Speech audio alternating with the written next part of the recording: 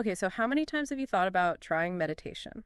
But then, like, all those images of silent retreats and, like, perfectly still yogis just kind of pop into your head and you think, yeah, not for me. Right. You are so not alone. It's true. So not alone. Yeah, it's like meditation has this PR problem. Yeah, you know, like it can feel intimidating. Yes. It's like this exclusive club. Yes. That you need like a special password to get into. Exactly. What if I told you, though? That we've got the ultimate insider scoop. Okay. Okay. Well, thanks to a conversation you sent our way.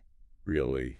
Think of this deep dive as your VIP pass to demystifying meditation. We're going to be guided by expert meditator Sage Robbins. Okay. And the always relatable Barry B., a self-proclaimed meditation newbie. I love it. Yeah, their conversation was gold. Yes. It was like the kind of stuff you would like scribble in the margins and highlight till the pages are like glowing. Yes. We're talking myth busting. Okay. We're talking surprising benefits. Yes. We're even getting into practical techniques that you can try right now. Amazing. No incense or like special chanting required. No itchy hem pants either. Exactly. Unless that's your thing. Right. We don't judge in the deep dive. No judgment. So to kick things off, let's tackle some of those meditation myths head on. Okay. Because, let's face it, who hasn't fallen for the idea that you need to be in a cave. Oh, yeah. On a mountaintop to achieve true mindfulness. Yes, 100%. Okay. Sitting cross-legged with a perfectly blank mind, right? Not a single thought daring to disturb the Zen. Yeah. It's enough to make anyone give up before they even begin. I know. But we're kind of approaching it all wrong. Ugh. Even babies have moments of pure present moment awareness. They're captivated by a sunbeam. Totally absorbed in the feeling of their toes. Okay. That's meditation. Okay. It's not about emptying your mind. It's about connecting to the present moment. And that's something that you can do anywhere, anytime. Okay. That's already making me feel better. But I need a real-world example here. Okay. How did Mary B., our resident meditation skeptic, bust through this myth? Well, there's this fantastic aha moment in their conversation where Mary realizes she's already a meditator without even realizing it. Shut up. She was describing Get out. how when she takes her dog for a walk, there are moments where she's not thinking about work or her to-do list. She's just fully present, enjoying the fresh air. The sounds of the birds. The way her dog's ears flop in the wind. Wait, so I can get to that blissful state just by walking my dog? I've been accidentally meditating this whole time. Maybe. It's about tapping into those moments we already have. You know those slivers of presence? Okay. And realizing that they're not just flukes. They're opportunities. They're like these little whispers of, hey, you know that peace you're looking for? Yeah. It's already within you. It's like we've been searching for this hidden treasure. Yeah. That's been in our pockets the whole time. Right. But let's be practical. Yeah. Knowing we can access these moments is one thing. But why bother making it a regular practice? Yeah. Like, what's the payoff? Right. For someone like me or someone listening right now? Who's juggling a million things? Just trying to keep your head above water. I love that you're asking that. Because Mary, being the pragmatist that she is, right, had the same question for Sage. Okay. And what she discovered. Is that meditation isn't just this esoteric practice for monks and mystics. Okay. It has tangible science-backed benefits. That can radically improve our daily lives. Okay. I'm intrigued. Give me the points. What does science have to say about all of this? Well, for starters, Mary was blown away by the research on stress reduction. Oh, okay. Meditation has been shown to actually lower cortisol levels. Which is like hitting the brake. Okay. On your body's stress response. So less of that frazzled fight or flight feeling. Exactly. That tends to like dominate our days. Yes. Sign me up. Ralph. It also does wonders for focus. Okay. Studies have shown that regular meditation can actually improve attention span. And cognitive flexibility. Okay. It's like giving your brain a workout. In a world that's constantly trying to distract us. Okay. That's huge for me, and I bet it is for our listeners, too. Right. In a world of endless notifications. And information overload. Yeah. Who couldn't use a little more focus. Right. But I have a fear. Those aren't even the benefits that really hooked Mary. You know me too well. Right. While she appreciated the science. Yeah. But what really resonated with Mary were the more profound personal shifts she started to experience through meditation. Okay. She described it as this incredible sense of self-awareness. Like she was finally getting to know the inner workings of her own mind. Okay. I have to admit. That's the part that always felt a little fuzzy to me. Sure. What does deeper self-awareness actually look and feel like? This is where Sage's teachings really clicked for Mary. Okay. She talked about how meditation helped her identify that relentless dictator voice we all have in our heads. Oh my gosh. The one that's constantly criticizing, judging, and second-guessing everything we do. You know, Oh, believe mine me. has a VIP suite in my head, and the rent is due every morning. Right. How does meditation help with that? Sage described it as learning to observe those thoughts and feelings without getting swept away by them. It's not about silencing that inner voice completely. Right. It's about changing your relationship with it. It's about recognizing that you are not your thoughts. You are the observer of your thoughts. Wow, that's powerful. So instead of feeling like I'm at the mercy of my inner critic, Right. meditation gives me the tools to choose how I respond. Exactly. It's about gaining control of your attention. Which, as you know, is like a superpower in today's world. Yes. Imagine being able to choose where you focus your energy. Instead of being constantly hijacked by distractions and negative self-talk. Okay, I am so there. Sign me up for that superpower. Right. But how do we actually get started? You know, because for someone who's used to multitasking at warp speed, Yeah. the idea of just sitting still with my thoughts. Can feel a little daunting. Okay. It's funny, Mary had the exact same reservation. Yeah, okay. The sage reassured her that. Meditation isn't about suddenly transforming into a Zen master overnight. Right. It's about starting small, experimenting, and finding what works for you. Music to my ears. So tell me, what kind of practical advice did Sage offer? For aspiring meditators like myself and everyone listening, Well, she is a big believer. in what she calls moments of grace. Moments of grace. I like the sound of that already. Tell me more. It's about weaving tiny, manageable moments of mindfulness into your day. Okay.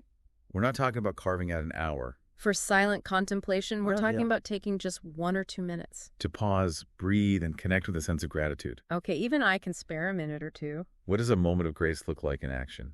It could be as simple as pausing before you take your first sip of coffee in the morning. Yeah.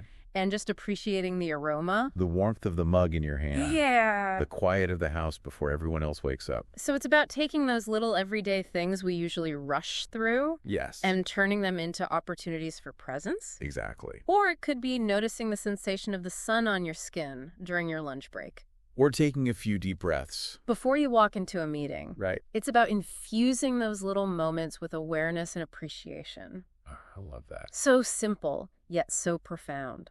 What other practical techniques did they discuss? Well, Mary really resonated with Sage's cloud metaphor for dealing with those pesky, intrusive thoughts that tend to pop up during meditation. Yeah. You know, the ones that remind you of that awkward thing you said 5 years ago? Oh my gosh. Yes. Or like your grocery list is about to expire. Oh, believe me, those thoughts are regulars at my mental party. Right. How does the cloud metaphor help? Yes. How does it help? Imagine your thoughts are like clouds Okay. drifting by in the sky. You don't try to fight them. Grab onto them or analyze them. Right. You simply observe them come and go. You acknowledge their presence. Okay. Without letting them... Take over the whole sky. Okay. I can actually visualize that. Instead of getting all tangled up in those thoughts. Yeah. I can just let them float on by. Precisely. It's a game changer. Especially when you're first starting out Right. and you feel like your mind is a runaway train. Yeah. Just remember, you are not the train. You're the station master. Observing the trains come and go. Love that. But what about when those thoughts are more like freight trains? You know, loaded with anxiety or self-doubt. Sure. How do we handle those heavy hitters? Sage is a huge advocate for the power of inquiry. Okay. And she actually recommended a book. That I think you'll appreciate. Okay. Byron Katie's The Work. Oh, yes. I've heard great things about that book. Have you read it? I haven't read it yet, but it's on my list. It's so good. It's all about questioning your thoughts, right? Exactly. It's about bringing awareness to those limiting beliefs and thought patterns Yes. that might be holding us back. Uh-huh. And then gently but firmly challenging them. Yes. So instead of just being a passenger on the thought train, Right. I'm grabbing the conductor's hat. And deciding where it goes. Love the analogy. And what's great is that this technique appeals to our natural curiosity. Yeah. And that problem-solving part of our brain. It's like turning those negative thoughts into an investigation. Right. Okay, inner critic, let's see what evidence you've got to back up these claims. Exactly. And sometimes just the act of questioning those thoughts. Is enough to take away their power? This is amazing. So we've got moments of grace. For finding those bite-sized bits of mindfulness. Yes. The cloud visualization for dealing with mental clutter. And Byron Katie's The Work for tackling those deeper thought patterns. Oh, I love it. Is there anything else we should add to our meditation toolkit? You know, Sage did mention a couple of other techniques that might sound a little out there, but are worth exploring if you're feeling adventurous. Oh, you know we love a little adventure in the deep dive. I knew you'd say that. What are we talking about? Well, she mentioned that sometimes if you're feeling particularly restless or anxious, it can be helpful to physically shake it out. Before you sit down to meditate. Okay. Like literally just shaking your body. Your arms, your legs, to release some of that pent-up energy. Wait, so I can actually incorporate a dance break into my meditation routine? I am so on board with that. Exactly. It might feel silly at first. But it's a great way to kind of get out of your head right. and into your body. Yeah. And she also mentioned humming as a way to release any stuck energy. On a vibrational level. Humming. Now you're really speaking my language. I thought you might like that one. I am a firm believer in the power of a good hum. As you should be. How does that work? She described it as? Just making a gentle sound. For as long as you can comfortably hold your breath. Almost like a vocal warm-up for your meditation session. So it's not about hitting a perfect note. No, not at all. It's about finding that resonance, that sense of being grounded in your body. Exactly. I love that. And both the shaking and the humming are optional, of course. Right. The key is to experiment and find what feels good for you. I love that Sage and Mary gave us so many different tools to try. Me too. Because, let's be real. Meditation isn't one size fits all. Right. What works for one person might not work for another. Yeah. And that's okay. It's true. The important thing is to approach it with curiosity, kindness, and a willingness to experiment. It's about finding what resonates with your unique energy and intentions. And remember, it's a practice, not a destination. Right. There will be days when you sit down to meditate. And your mind is like a popcorn machine. Yeah. Thoughts popping up everywhere. Oh, yeah. And that's okay. Don't judge yourself. Just gently guide your attention back to the present moment. It's like training a puppy. Yes. You wouldn't get mad at it for not understanding a trick right away. Right. You approach it with patience, consistency. And maybe a few treats along the way. Exactly. And just like with any skill, the more you practice, the easier it becomes. Right. You might not become a Zen master overnight. But with regular practice, you'll start to notice those benefits we talked about. Yeah. The reduced stress, the improved focus, the deeper self-awareness. The ability to choose where you direct your attention. It's about building that mindfulness muscle. One mindful moment at a time. Couldn't have said it better myself. And, you know, there was one final point that Mary and Sage discussed. That really resonated with me. Oh, I love a good cliffhanger. What was it?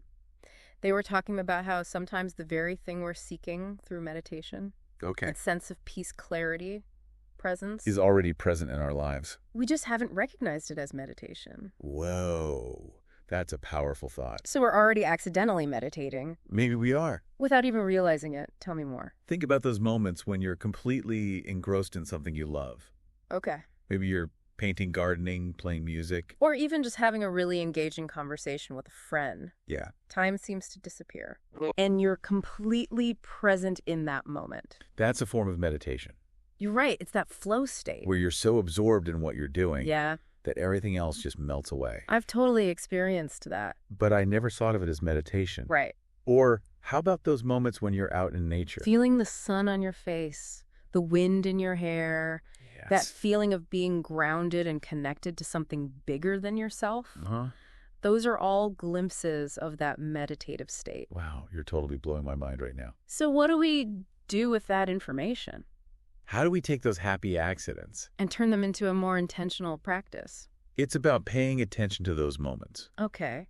Noticing when they happen. And savoring them. And then using those techniques we talked about. Yeah. The moments of grace, the cloud visualization, the power of inquiry. To cultivate more of those moments in our daily lives. So shining a light on those unconscious moments of presence. Yes. And saying, I see you. I value you. And I'm going to make space for more of you in my life. I love that. I love that. And, you know, as we wrap up this deep dive yes. into the world of meditation, I think that's the biggest takeaway. I hope listeners leave with okay. the idea that meditation isn't about achieving some perfect state of Zen-like bliss. Right. It's about being present. being curious. And being kind to ourselves, one breath at a time. And who knows, you might just discover that you're already a meditator in disguise. Beautifully said. So to all our listeners out there, embrace those mindful moments. the intentional ones, the accidental ones. And all the messy, beautiful moments in between. Until next time, keep exploring. Keep discovering. And keep diving deep.